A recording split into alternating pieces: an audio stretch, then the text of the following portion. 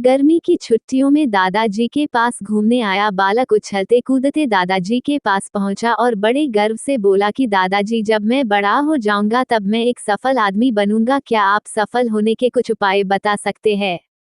दादाजी हाँ में सर हिला दिया और बिना कुछ कहे लड़के का हाथ पकड़ा और उसे करीब की पौधशाला ले गए। वहां जाकर दादाजी ने 2 छोटे छोटे पौधे खरीदे और घर वापस आ गए। वापस आकर उन्होंने एक पौधा घर के बाहर लगा दिया और दूसरा पौधा गमले में लगाकर घर के अंदर रख दिया।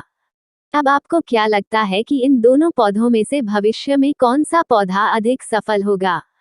दादाजी ने लड़के से पूछा। लड़का कुछ समय तक सोचते रहा और फिर बोला, घर के अंदर वाला पौधा ज्यादा सफल होगा क्योंकि वो हर एक खतरे से सुरक्षित है, जबकि बाहर वाले पौधे को तेज धूप, आंधी, पानी और जानवरों से भी खतरा है। दादाजी बोले, चलो देखते हैं आगे क्या होता है, और वह अखबार उठाकर पढ़ने लगे।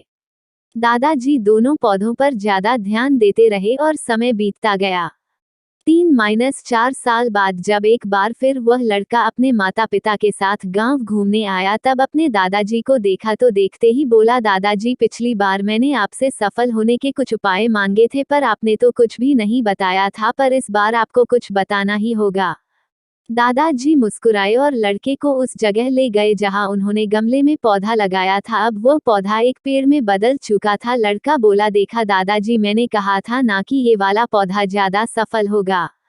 दादाजी ने बोला कि अरे पहले बाहर वाले पौधे का हाल तो देख लो, और ये कहते हुए दादाजी लड़के को बाहर ले गए। बाहर एक विशाल पेड़ गर्व से खड़ा था, उसकी शाखाएं दूर तक फैली हुई थी और उसके छांव में खड़े राहगीर आराम से बातें कर रहे थे। अब दादाजी ने पूछा, बताओ कौन सा पौधा ज्यादा सफल हुआ? लड़का कुछ शर्माते हुए बोला, बाहर वाला। लेकिन ये कैसे संभव है? बाहर तो उसे ना जाने कितने खतरों का सामना करना पड़ा होगा। दादाजी मुस्कुराए और बोले, हाँ, बाहर वाले पौधे को बहुत सी चीजों से सामना करना पड़ा, लेकिन समस्या का सामना करने से अपने फायदे भी तो है।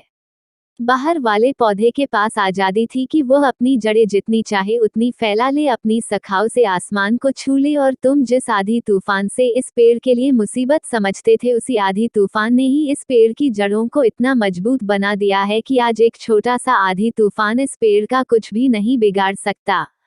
बेटे, अब जो मैं तुम्हें बताने वाला हूँ उसे अगर तुमने अपने अंदर बैठा लिया तो तुम जिंदगी में जो कुछ भी करोगे उसमें सफल हो जाओगे। उन्होंने बोला कि अगर तुमने जीवन भर सिर्फ अच्छी विकल्पों को ही चुनते रहोगे तो तुम कभी भी उतने सफल नहीं हो पाओगे जितनी तुम्हारी क्षमता है, लेकिन अगर तुम तमाम खतरों के बावजूद इस दुनिया का सामना करने के लिए तैयार हो तो तुम्हारे लिए कोई भी लक्ष्य हासिल करना असंभव नहीं है।